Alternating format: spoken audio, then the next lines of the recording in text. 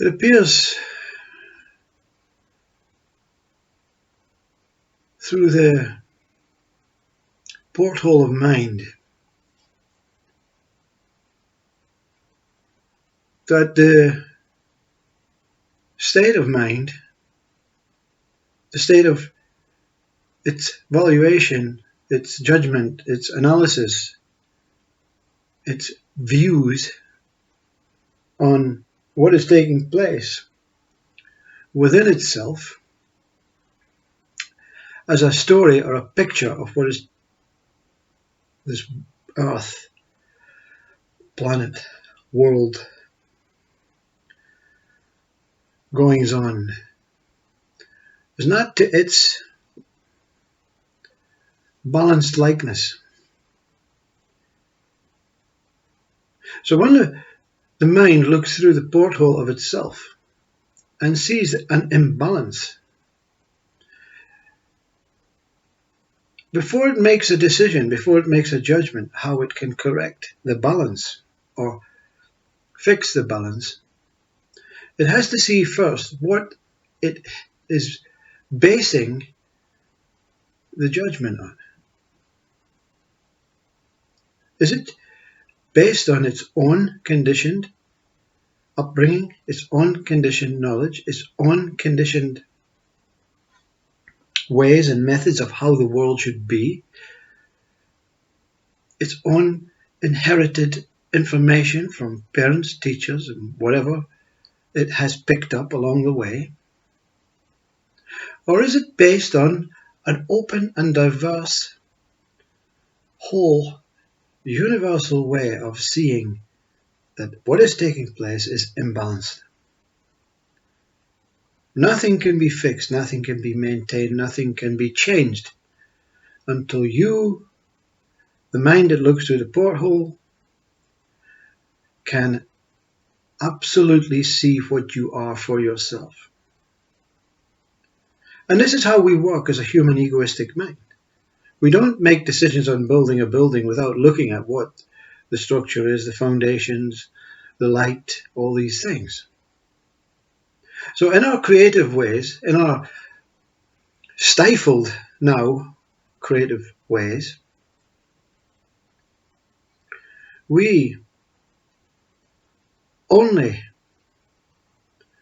do things to improve the surface of the earth because we don't know how to enhance the surface of the earth or the contents of the earth or within the earth or the universe. We don't know how to enhance it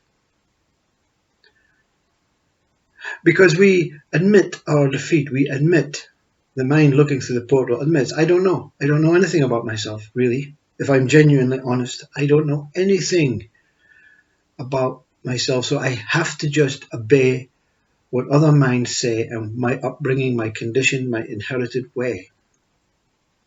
And this is classed as the ego in its lazy state. And 80% of the population, even those intelligent, incredibly famous and powerful people, they don't know. They just do it. So we are a doing race. We just do it, and we really don't know why we're doing it. So we make up some. We have to do it. We have to have a purpose. So we're doing it to keep the people warm. We're doing it to save the earth. We're doing it to offer. We're doing it to make God proud. We're doing it because we've nothing else to do. We're doing it because we need to have a purpose. And the purpose is to find yourself, is to discover what the mind is that looks through the porthole. Why the mind feels that there's a need to do things in a non-genuine way, a matter-of-fact way. Let's just do it. The builder builds houses. The developer wants to build houses because it thinks, well, people need houses. And that's to them is an unbelievably powerful way to do things. It's not about the money. It's not about, that's the having to do. Why are we like this? Why is the mind like this? Because we, as whatever we are, using a human body, have arrived on this planet. And it was a very natural way to live, a very natural acceptance and trust and faith that whatever this planet is that we appear to find ourselves on is going to care for us, is going to look after us, is going to value us, is going to love us. And it's a very simple way to create balance.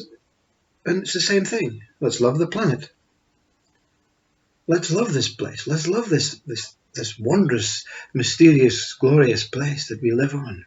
And let's be grateful for this being here. And we are deep in our core. No, not many speak about it. How much, not many. You never hear people saying, I love every single human being, even the bad ones. I love every single animal. I love every single weather condition.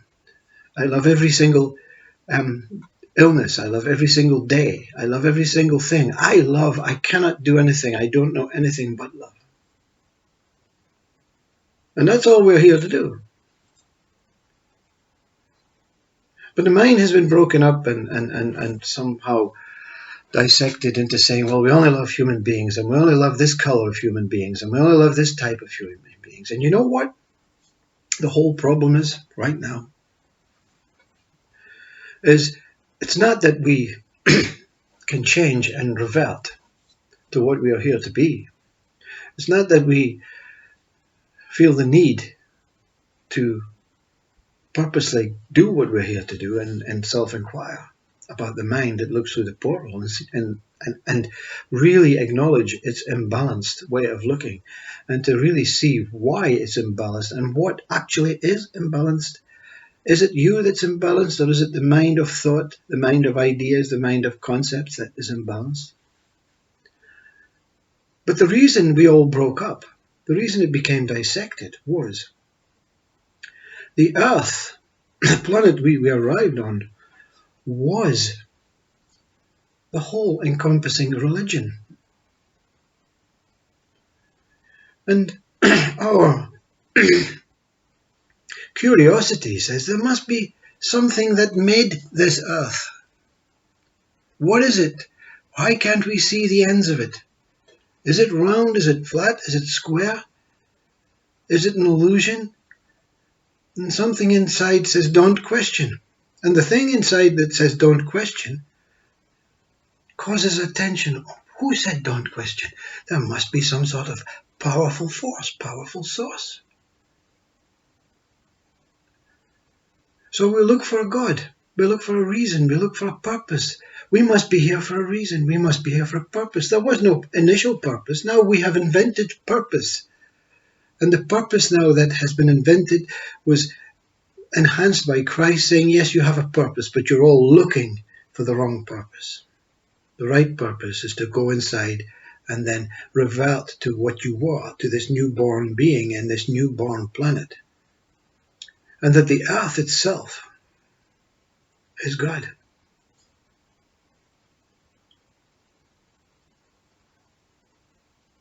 Because when you say the earth is God, the universe has to be God, because the earth cannot exist without the rest of the universe.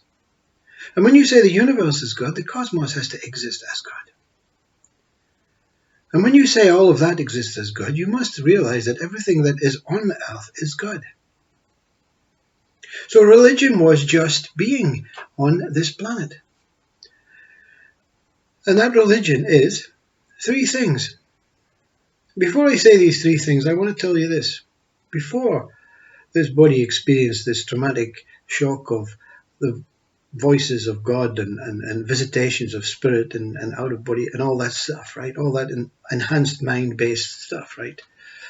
Which is important because it's a lesson, it's a warning to say stop. Stop looking for a purpose. The purpose is just to be here.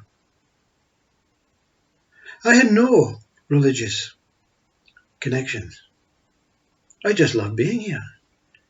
And every religion that my mind picked up on, Hinduism, Catholicism, Judaism, Christianity, Zen, Buddhism, I said, they're all great. I don't see any one different from the other. I don't see Zen being better than Hinduism, Hinduism being better than Muslim. All religions are aiming for the same thing. 3 words. 3 words. 3 words that has escalated into a jungle of mind. And these 3 words, and every religion is based on them. Every religion, every human being, every single mind, every balanced animal, every plant, every planet is based on these 3 words. And they are trust. Trust that whatever is looking after you, this consciousness, is looking after you. It matters not about quality and time. It only matters about being present. And when you're present, it's looking after you. Trust. Trust in the planet, trust in the consciousness, trust in the universe. You can break it up and say, all of this is God, so I trust in God. You don't have to say, I believe, I hope. These are conspiring words from the mind to keep you on the track. So hope and belief are out. Past and future out. Trust. Acceptance. That whatever takes place, may this life in this body be short, that it's okay. Because it is of a higher state of knowing that whatever takes place is supposed to take place. And it will take place, regardless of any trying of intervention or trying to improve or disprove what is taking place. Acceptance is, it's okay. Everything is okay. Not with what is taking place in the mind. That's a jumble of nonsense, a jumble of mess. But acceptance that whatever happens to this body, whatever happens to this being, whatever happens in the world of myself is okay. And the last one, faith. Acceptance and trust put together is faith. I have faith. It's beyond okay. It is wondrous that faith is beyond all. Is beyond all trust and acceptance. Is beyond all gods and universes and everything. Faith is that what is true. Faith is not a divisionistic thing. It's not, I have a faith in that and I don't have a faith in that. I have no faith. I have some faith. I have faith. It is absolutely trust and acceptance merged into one to form this beautiful faith. And that's what's missing in humanity. Not a divisionistic faith. Not a divisionistic acceptance. I accept good and I don't accept bad. Not a divisionistic trust. That I trust in you, but I don't trust in them. I have trust, accept, and through this trust and acceptance in what is taking place, creates a wondrous faith that whatever happens anywhere in the universe, it cannot not be done with love. Love supersedes everything. The 4th word, love. We don't like using the word love because it also states different kind of qualities, different kinds of ways. Love is beyond all. Love is the reason. Love is the purpose. Love being here. And these 3 words will not enter your mind anymore. You will not be looking through the porthole of wrongs and rights anymore. You'll just be present with life as it is. And that's what is taking place. life, pure life, as it is.